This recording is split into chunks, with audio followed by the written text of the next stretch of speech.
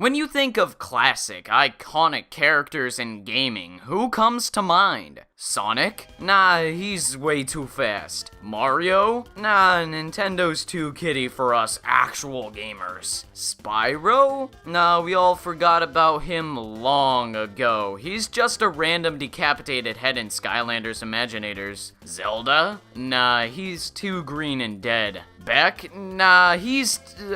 you get my point. Now, I don't know about you, but what immediately makes its way into my head like the flushing of a toilet is Bubsy the Bobcat. For those who have never had the pleasure of meeting this glorious creation, he starred in 4 games during the 1990s and has been rolling in his untimely grave ever since. I, for one, believe it's a damn shame what happened to Bubsy and what caused his inevitable death. Who says people, nay, bobcats, can't be given second chances? And this is what Bubsy should be granted, but as you'll soon see, it seems our dearest cat of the Bubs might not be making his comeback, ever. You could even say, why, it would be impossible.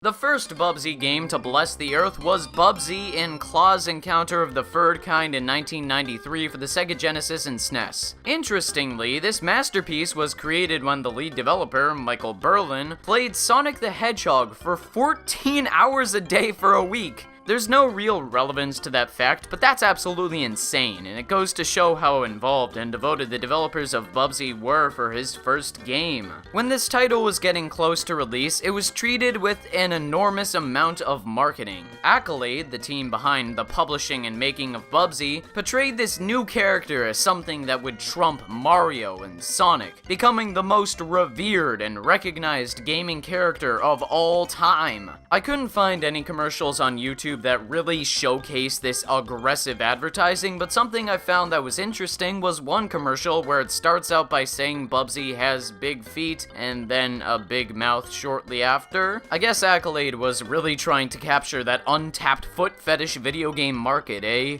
Anyways, after the game came out, it was met with lukewarm reviews, with many people calling it a lackluster Sonic clone, or simply just not a good game. You would expect that the mixed critical reception of the first Bubsy game would deter people from going out and buying the game, but apparently not. While official sales numbers aren't available, it's evident that Claw's Encounter of the Furred Kind did well enough to warrant a sequel at the very least, probably a byproduct of Accolade's marketing campaign. However, around the time the first Bubsy installment supposedly did financially okay, a spin-off Bubsy project was cancelled. Yes, the creators planned to make a Bubsy TV show called... What could possibly go wrong? Starring Rob Paulson, the man behind Carl Weezer as Bubsy, the show seemed to be about Bubsy's wacky misadventures. There's even a pilot up on YouTube that I suggest you watch if you ever want to get engrossed in Bubsy lore. It's 20 plus minutes of pure animated euphoria, but it's not hard to see why the pilot would have been rejected as a full series. Like I said before, Accolade really tried to push Bubsy to become this shining popular brand, but with all the other established IPs that had tremendous followings like Mario, Zelda, Kirby, or Sonic, it was rough for Bubsy to get that initial push he desperately needed. Not only that, but the following sequels only pushed Bubsy further down the trash bin. Bubsy 2 came shortly after Claw's Encounter of the Furred Kind and was released on the Game Boy, SNES, and Sega Genesis near the end of 1994 in North America and Europe. Unlike the original title, a new team spearheaded the development of Bubsy 2, which is probably why it doesn't have a snappy subtitle to it. I mean, that's really where the second game went wrong, right? Without any pun in its name, how would you expect such a game franchise to succeed? Surely it would have been easy to implement something like The Furpire Strikes Back, or The Catastrophe, or Perfect Dark. It's like taking the title away of Best Video Game Star away from Mario in the 90s. It's that easy. Regardless, Regardless, without the help of the man who created the idea of Bubsy, Berlin, the new team tried to create a worthy successor that had more unique elements, like being able to shoot a Nerf gun, for example. And critics and fans seemed to enjoy the new Bubsy title, giving the SNES version generally decent reviews. Although many still call the game mediocre, almost everyone acknowledged the sequel was a step up from the original. But the original designers seemed to disagree. Berlin harshly criticized Bubsy 2, saying the game just about killed the franchise, which is interesting since the majority of people saw the second installment as being better than the first. If anything, the second game pulled in more people into the series with more positive reviews, but I guess not according to Berlin. He goes on to state in this 2006 interview that Bubsy 2 failed due to mismanagement of the character. It was done by people who, no matter how talented or interested they might have been, had not understood the original vision. Now that last bit is very funny, considering Berlin wasn't involved in the next Bubsy game either, but came back for the final installment. So,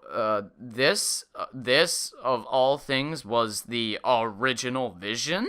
Like Claw's Encounter of the Furred Kind, Bubsy 2 apparently did well enough to warrant another sequel. For the PS1, which we'll get to in a bit, but I'm sure not a lot of you know that there was a third Bubsy game exclusively for the Atari Jaguar called Bubsy and Fractured Furry Trails. Released around the same time as Bubsy 2 in 1994, this game is as unremarkable as it gets. Not that the game was panned by critics or anything, but FFT was essentially the same as Bubsy 2 and not given much attention by Accolade themselves. Fractured Furry Trails wasn't marketed with the same fervor as its predecessor, probably because they wanted to push the second installment over this. Because of that, the game sold roughly 50,000 copies, with only 60,000 being produced, which isn't that great when compared to other games coming out at the same time. Though, the third Bubsy game was on the Atari Jaguar, which wasn't a very popular console, so these sales numbers don't surprise me. Yet again, the game must have sold well enough for Accolade to want to make the final entry in the series, easily the most infamous PS1 game of all time, Bubsy 3D. Led by Michael Berlin and his team under the name of Eidetic, and published by Accolade, the fourth Bubsy game sought to transition Bubsy into the third dimension. Unfortunately, numerous issues plague the development of Bubsy 3D. For one thing, Berlin didn't have any experience with controlling entities in a 3D space or drawing three-dimensional objects, which makes the lack of any detail on the platforms and world make a lot of sense. Not only that, but the game was going to be released on the SEGA 32X. However, since the console commercially failed, Accolade pushed Berlin and his team to shift development to the PS1. Accolade kept pushing for the game to come out as other 3D games were already releasing to huge success. As I said before, the company desperately wanted Bubsy to be a popular mascot like Mario. When they saw Super Mario 64 released to near universal acclaim, they naturally wanted to show the world that Bubsy could do better, so they rushed the development. It was this rushed development that caused Bubsy 3D to release in the infamous state you see it on your screen now, not because of the developer. Berlin actually said he saw Super Mario 64 at a trade show and wanted to make Bubsy 3D more complex, but Accolade threw a wrench in his plans. Bubsy 3D was released in 1996, and it was universally panned, a surprise to no one.